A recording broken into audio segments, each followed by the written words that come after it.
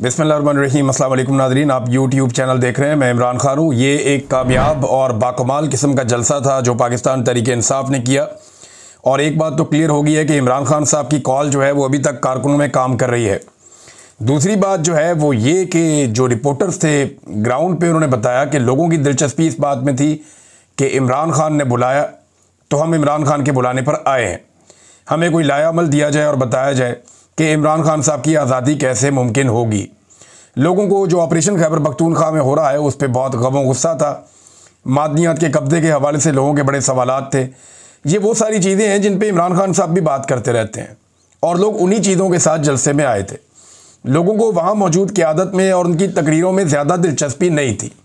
मैं आपको कुछ चीज़ें अभी बताने वाला हूँ जो इस जलसे से रिलेटेड हैं और ये फैक्ट्स पर मबनी है। ये चीज़ें आपको पसंद आए ना आए, लेकिन एक्चुअली वहाँ पे ये हुआ। इंतज़ामात बेहतर नहीं थे, जलसागाह में कचरा था और वहाँ पे काफ़ी गट्टा मिट्टी थी और बड़ी स्मेल थी, बदबू थी। ये चीज़ें नामुनासिब है। अगर आप मेहमानों को बुलाते हैं तो बेहतर जगह पे बंदोबस्त करना चाहिए था।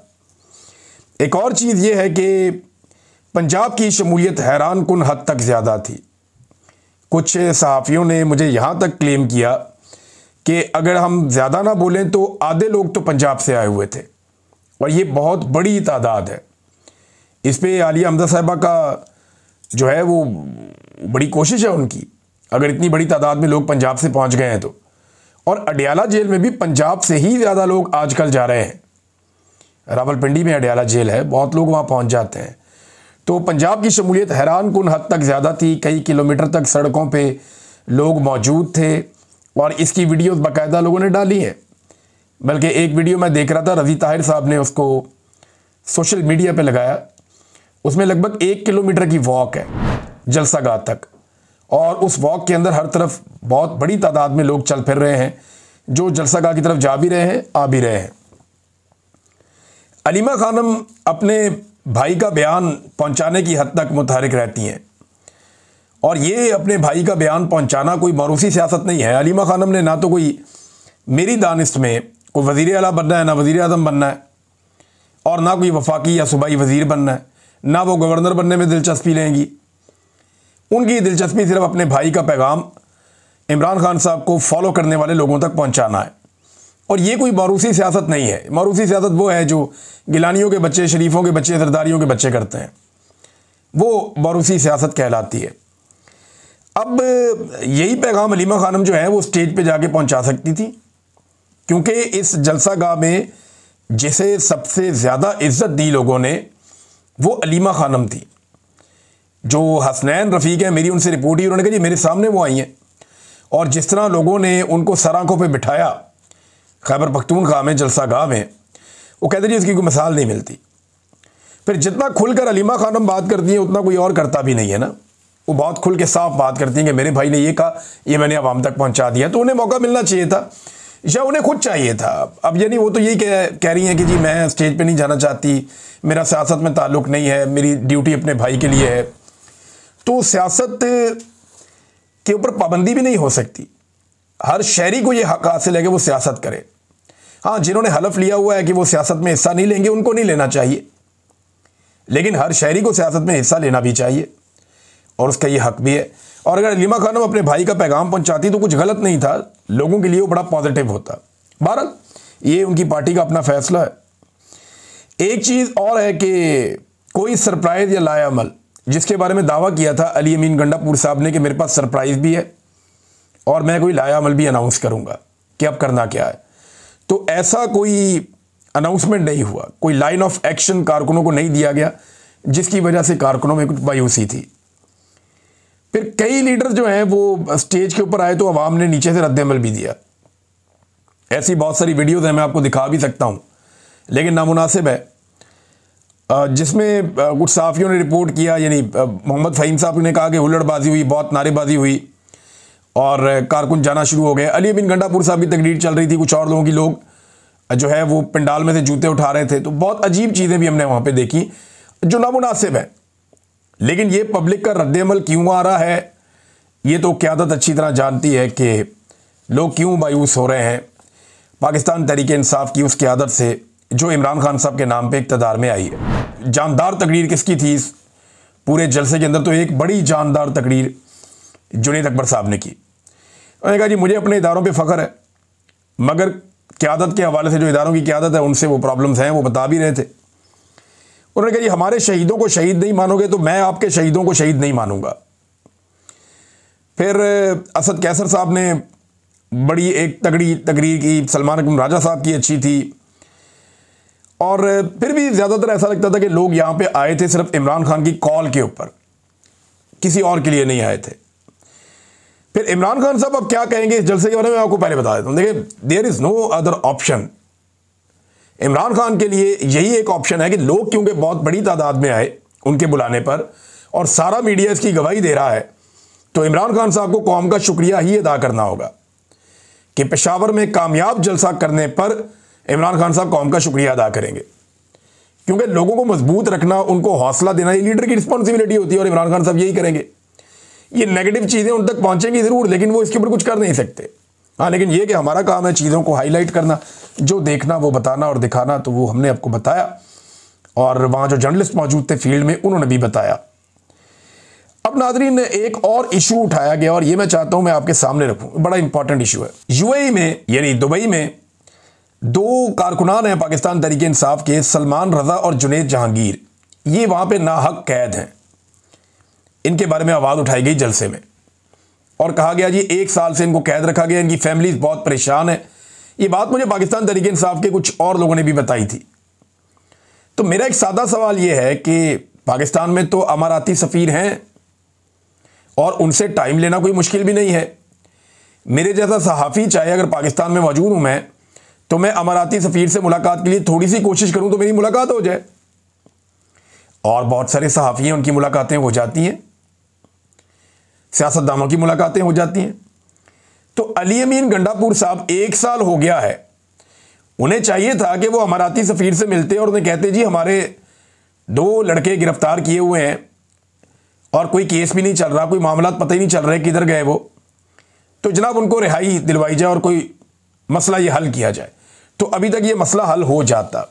बजाय जलसों में आवाज़ें उठाने के आप इसको बड़े आराम से हल कर सकते थे मामले को, अगर आप अमाराती हुकूमत से थ्रू उनके एम्बेसडर रब्ता कर लेते तो ये मसला अभी तक हल हो जाता है। कुछ छोटी मोटी गारंटी देके आप नौजवानों को छुड़वा लेते और खैबर पख्तूनख्वा के एयरपोर्ट पे पेशावर पे वो उतर जाते और आसानी हो जाती उनके लिए। अब नाज़रीन, ये एक कुछ तस्वीर सामने आई हैं, इनको ज़रा आप देखें। ये आसिम मुनीर साहब जो हैं वो डोनाल्ड ट्रंप को एक तोहफ़ा पेश कर रहे हैं। एक तोहफ़ा जो है वो सामने आपको नज़र आ रहा है, एक बॉक्स है और उसके अंदर कुछ चीज़ें पड़ी हुई हैं। ये एक सिंबॉलिक वीडियो है, तस्वीर है। इसमें आसिम मुनीर साहब डोनाल्ड ट्रंप को मादनियात का तोहफ़ा पेश कर रहे हैं, मिनरल्स का। ये वो मिनरल्स हैं जो पाकिस्तान में निकलते हैं, ये वो कीमती मादनियात, रेयर अर्थ मिनरल्स और वो चीज़ें हैं जिनसे दुनिया को बड़ी वाबस्तगी है, दुनिया को बड़ी इसमें दिलचस्पी है। डोनाल्ड ट्रंप को इनमें बड़ी दिलचस्पी है। डोनाल्ड ट्रंप जो है वो अपने मुंह से कह चुके हैं कि यूक्रेन से वो उनके मिनरल्स लेना चाहते हैं, पाकिस्तानी मिनरल्स में उनको बड़ी दिलचस्पी है। तो पाकिस्तान के जो मिनरल्स हैं वो आसिम मुनीर साहब डोनाल्ड ट्रंप को तोहफे में दे रहे हैं और शहबाज शरीफ साहब यहाँ पे बस मावन अदाकार के तौर पे दिखाई दे रहे हैं। यानी ये एक तस्वीर सारी कहानी सुना रही है कि तोहफा दिया जा रहा है पाकिस्तान की जानिब से, लेकिन दे रहे हैं फील्ड मार्शल आसिम मुनीर साहब और ले रहे हैं डोनाल्ड ट्रंप जिनकी उसमें बड़ी दिलचस्पी है, और शहबाज शरीफ साहब साइड में तमाशा देख रहे हैं। और तोहफा क्या है? पाकिस्तान के मिनरल्स। अब ये इतने से मिनरल्स तो अमेरिका को नहीं चाहिए ना। अब इन्हीं के लिए मुआहदे हो रहे हैं, इन्हीं के लिए ताल्लुकात बहुत अच्छे बन रहे हैं, और ये वो मिनरल्स हैं जिन पे बड़े ताकतवर लोगों के और बड़े पैसे वाले लोगों की इनके ऊपर नज़रें हैं। इसमें बहुत सारे मिनरल्स ऐसे हैं जो फ्यूचर में बड़े काम आने वाले हैं दुनिया के। लिहाजा ये डोनाल्ड ट्रंप को आसिम मुनीर साहब गिफ्ट कर रहे हैं। ये तस्वीर एक और भी चीज़ क्लियर करती है कि मिनरल्स जो है उनका कब्ज़ा या उनकी मलकियत या उनका कंट्रोल पाकिस्तान में सिविलियन गवर्नमेंट के पास नहीं है, वो मिलिट्री एस्टेब्लिशमेंट के पास है। अब सादी बात अगर आप कहें तो उन्हीं के पास कंट्रोल है। अब खैबर पख्तूनख्वा में जो माइंस एंड मिनरल्स का बिल है वो पास नहीं हुआ, लेकिन इसके बावजूद मिनरल्स निकलते भी हैं और माइनिंग होती भी है। कौन रोके, कैसे रोके, ये तो आज तक किसी को पाकिस्तान में समझ ही नहीं आई। नाज़रीन, जो पुरस्रार खातून वाला मामला था ये बढ़ता ही चला जा रहा है। ख्वाजा आसिफ ने कहा जी मैं इसको नहीं जानता, वज़ीर कानून ने कहा जी मैं इन खातून को नहीं जानता, वजारत खारजा कहती है जी हम भी खातून को नहीं जानते, हमने नहीं किया। सारे अपने ऊपर से उतार रहे हैं। शहबाज शरीफ साहब इसके ऊपर बोलने को तैयार नहीं है। और ये खातून जो माजी में बड़ी प्रो इसराइल रही हैं, नेतन्याहू के हवाले से बड़ी उनकी मोतरफ रही हैं, और साथ ये कहती रही हैं कि पाकिस्तान को इसराइल को तस्लीम कर लेना चाहिए। अब ये खातून जो है इनको अकेला कर दिया सबने मिलकर। यानी ये खातून कोई जाती फायदे के लिए तो नहीं फिर रही थी ना, मेरे ख्याल में ये तो इन्हीं लोगों की मदद के लिए गई थी। अगर वो बरतानिया में रहती हैं, वहां से वो निकली हैं, उन्होंने कोई काम शाम किया है, कि उनकी ऑफिशियल ड्यूटी उनके बकौल उनको मिली है।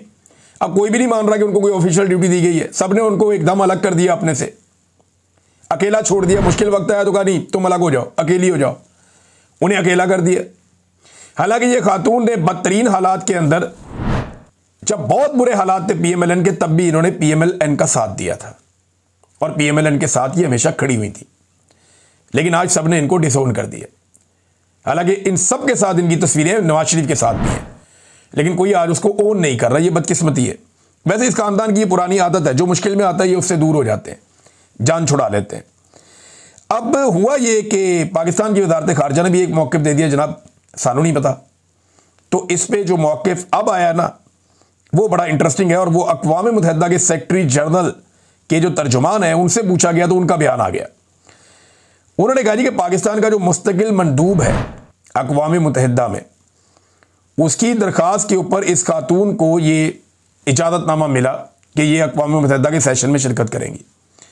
फिर उन्होंने कहा कि ये कहाँ बैठेगी खातून, कि ख्वाजा आसिफ के बिल्कुल अक़ब में इनके बैठने का फ़ैसला भी अक़वाम मुत्तहिदा ने नहीं किया, ये पाकिस्तान की हुकूमत का और पाकिस्तान के जो लोग वहाँ मौजूद हैं उनका फ़ैसला था।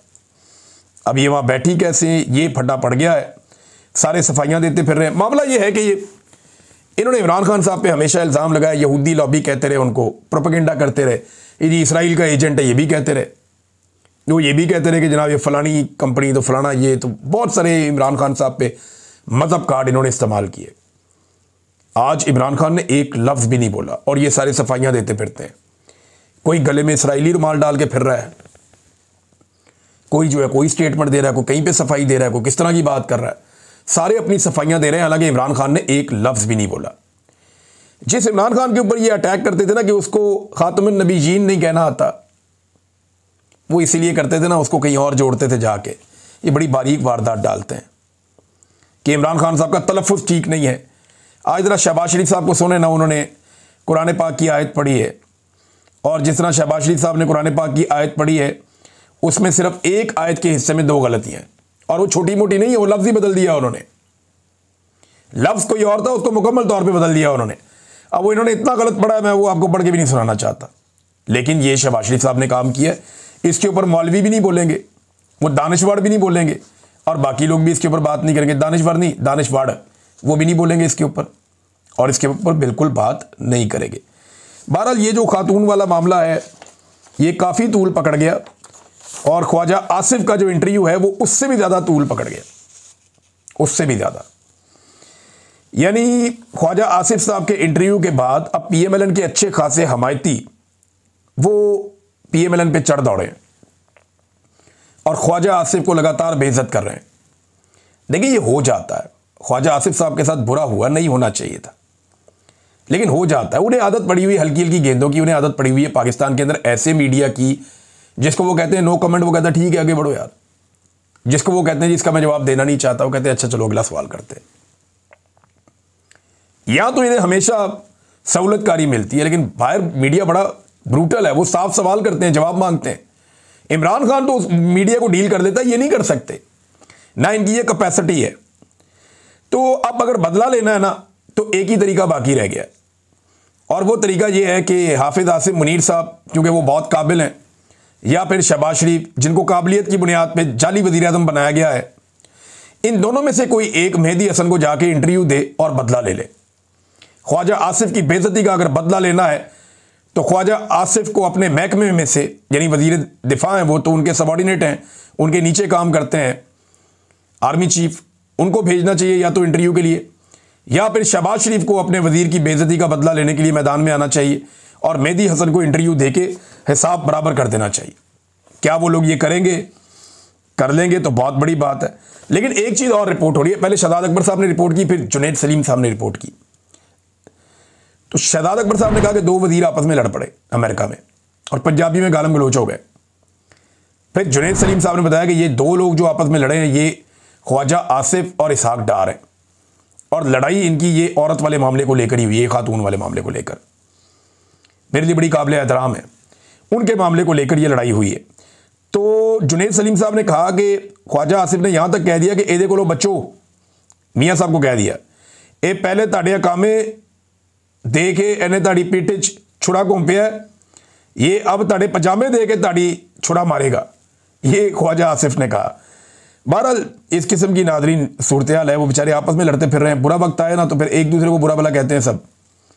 फिर अक़वाम मुत्तहिदा के अंदर जो पाकिस्तान की जानिब से जो टीम थी, जब ये बातचीत हो रही थी फाइनली शहबाज शरीफ साहब की तकरीर वाली, तो मियाँ साहब को ये बताया गया था और बड़े सीनियर लोगों ने बताया कि मियाँ साहब आपने कश्मीर का नाम सिर्फ 2 मरतबा लिया और बड़ा दबा के लिया है।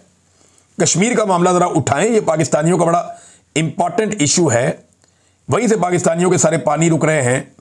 इस मामले को ज़रा ज़ोरदार तरीके से उठाएं, कश्मीर के मामले को, पानी के मामले को।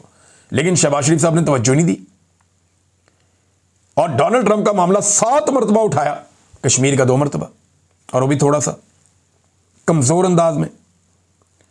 लेकिन डोनाल्ड ट्रंप को वो देना चाहते हैं अमन का नोबेल पीस प्राइज, हालांकि डोनाल्ड ट्रंप ही इसको, उनकी हुकूमत ही वीटो कर देती है और उस करारदाद को जो जंगबंदी करवाते हैं, और बच्चे शहीद हो रहे हैं वहां पे। जो इस वक्त इसराइल की जानिब से बमबारी हो रही है गजा पे, और इसराइल कहता है जब तक कि वो हमास को ख़त्म नहीं कर लेगा तब तक ये बमबारी उनकी जारी रहेगी।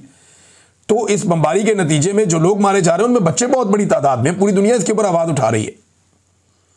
लेकिन पाकिस्तानी गवर्नमेंट जो है उसको तो फौरी तौर पे डोनाल्ड ट्रंप को अमन का नोबेल पीस प्राइज़ दिलवाना है और कसीदे पढ़ने। ज़रा वो ये विजुअल्स देखें जिन्होंने पूरी दुनिया को हिलाकर रख दिया है। नादरीन, आज़ाद कश्मीर वाला मामला जो है ना वो काफ़ी मुश्किल पैदा करता चला जा रहा है एस्टेब्लिशमेंट के लिए और वहाँ की हुकूमत के लिए। वहाँ एक नारा लगाते हैं कश्मीरी, और उस नारे का इम्पैक्ट इतना ज़्यादा है कि ये नारा इनकी नींदें हराम कर गया और इनके लिए दर्द सर बन गया है। एक नारा कश्मीरी कहते हैं, आवाज़ दो हम एक हैं। ये ऐसा खौफनाक नारा है, वो लगाते हैं आवाज़ दो हम एक हैं, वो सारे इकट्ठे होना शुरू हो जाते हैं। ये अहमद फरहाद साहब ने बताया कि जनाब उधर नारा लगता है आवाज़ दो हम एक हैं, और वो सारे इकट्ठे होना शुरू हो जाते हैं कश्मीरी। फिर वो किसी ताकत से डरते भी नहीं है, वो कुर्बानी देने से भी नहीं डरते। अब पीर वाले दिन जो है हुकूमत एक ऑपरेशन के मोड में है, और दूसरी जानिब जो कश्मीरी हैं वो अपना हक लेने के मोड में। लेट्स सी वहाँ पे हुकूमत क्या तजुर्बा करती है। एक चीज़ और आज इंपॉर्टेंट, और वो आज इंडिया और पाकिस्तान का मैच फाइनल। देखें, मेरी तो दिलचस्पी खत्म हो गई जब से मोहसिन नकवी ने टीम को और क्रिकेट को बर्बाद किया है। लेकिन इंडिया पाकिस्तान का मैच, पाकिस्तान को ये मैच हर हाल में जीतना है। ज़रूरी नहीं है कि आपने इंडिया की तैयारी गिरा दी है तो अब हर मैदान में आपने उसी पे बगड़े डालने हैं। हमने बाकी मैदान, मईशत के मैदान में भी जीतना है, हमने खारजी महात में भी जीतना है, दाखिली महात में भी जीतना है, हमने जो दहशतगर्दी वहाँ से स्पॉन्सर होती है उसको भी शिकस्त देनी है। पाकिस्तान ने अगर करना है तो फिर सारा कुछ करना है ना। पाकिस्तान ने क्रिकेट के मैदान में भी जीतना है, हॉकी के मैदान में भी जीतना है, खेलों के मैदान में, तालीम के मैदान में, साइंस के मैदान में, टेक्नोलॉजी के मैदान में, मईशत के मैदान में, आपने हर जगह मुकाबला करना है। खाली फौज नहीं है पाकिस्तान के पास, 25 करोड़ का मुल्क है, बड़े टैलेंटेड लोग हैं। ये मैच पाकिस्तान को जीतना होगा और जीतना चाहिए। स्टैट्स इंडिया के बहुत अच्छे हैं, प्लेयर्स उनके बहुत अच्छे हैं, लेकिन अगर आप इस क्रिकेट को एक अलग लेवल पे ले जाएं, इस मैच को, तो आप जीत भी सकते हैं। अगर पाकिस्तान पे प्रेशर है तो इंडिया पे भी प्रेशर होगा। देखना यह है कि प्रेशर को हैंडल कौन ज़्यादा बेहतर करता है, ज़्यादा प्रोफेशनली कौन ग्राउंड में उतरता है और बड़े दिल के साथ कौन खेलता है। जो लोग ज़्यादा फर्क डाल रहे हैं इस मैच में, वो अभिषेक शर्मा उनमें से एक है। ये बहुत अच्छा प्लेयर है। मोहम्मद आसिफ की मैं बात सुन रहा था, उमर गुल की मैं बात सुन रहा था, ये लॉन्ग हैंडल से खेलता है। ऐसे प्लेयर्स में कई कमियां भी होती हैं, लेकिन वो बहुत अच्छा मैनेज करता है अपनी बैटिंग को। उसका अपना एक एरिया है जहां पे बॉल को वो दुर्गत बना देता है बॉलर्स की। लेकिन मोहम्मद आसिफ ने जो बात की है ना, वो समझने वाली है कि अगर आप मार खाने से डरेंगे तो ये आपको बहुत मारेगा।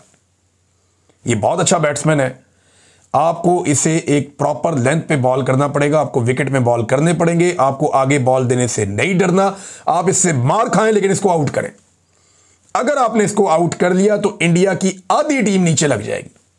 यह सबका तज्जिया है। लेकिन मैं फिर भी आपको एक और बात कहूं, इंडिया के पास नीचे 6-7वें नंबर तक बेहतरीन बैटिंग है। उनके मैच विनिंग प्लेयर बहुत सारे हैं। सूर्या कुमार यादव बहुत अच्छा खेलता है, दुबे बहुत अच्छा खेलता है, उनका विकेट कीपर जो है वो, बाकी जो नीचे 3-4 प्लेयर्स हैं वो नए हैं लेकिन बहुत अच्छा खेलते हैं। पांड्या बहुत मारता है, अक्षर पटेल। तो हमारे पास भी यानी एक बैलेंस टीम तो है, लेकिन इंडिया नंबर 1 टीम है। अगर उनको हराना है तो आपको अपने दिमाग से यह निकालना पड़ेगा कि आप मुकाबला नहीं कर सकते। यह निकालना पड़ेगा कि आप छोटी और कमजोर टीम है। आपको फिर टाइगर्स की तरह खेलना पड़ेगा, जैसे इमरान खान खेलता था। थोड़ा हौसला पैदा करें, आप इंडिया को हरा सकते हैं। Good luck Pakistan. अब तक के लिए इतना ही। अपना ख्याल रखिएगा, अपने इस चैनल का भी। अल्लाह हाफिज।